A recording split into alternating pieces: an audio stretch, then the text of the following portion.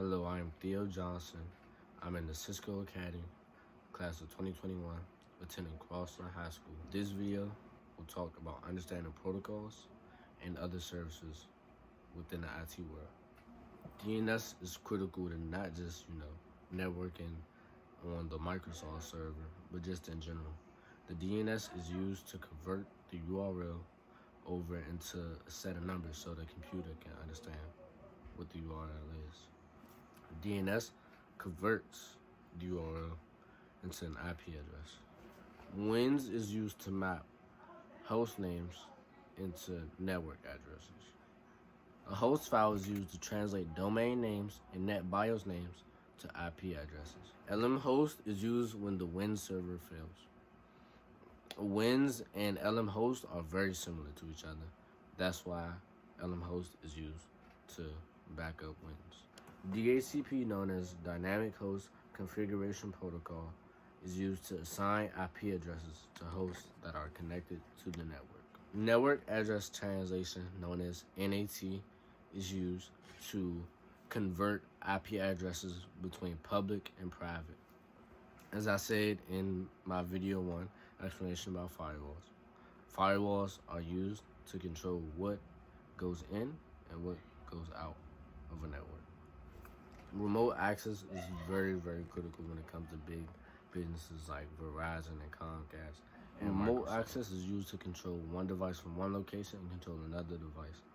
For example, if I had a computer with me right now and I was using the remote access, I would be able to control their computer from my location, even if they're hundreds of miles away. VPN stands for Virtual Private Network. I talked about the VPN concept in video 1. It's very critical to the whole network world. Ping is also very important to the networking world.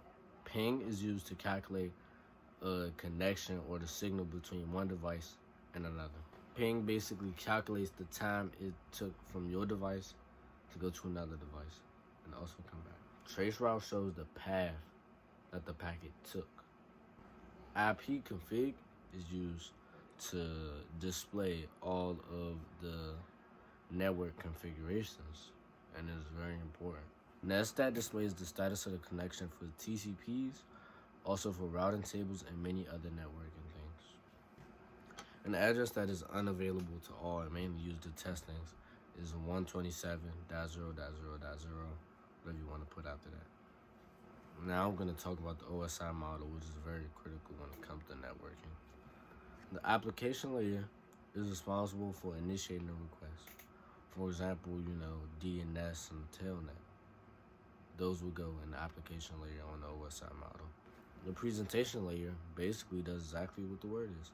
It presents you the data that is being transferred. JPEG images, they will go in the presentation layer. The session layer also does exactly what it says. It manages the session. It can terminate the session too. The session layer controls the session. The transport layer is used to break down things so they can be sent between devices. The transport layer is also responsible for communications and connections also. The network layer of the OSI model somewhat does exactly what it says too. It controls the routes and other things that deal with IP addresses.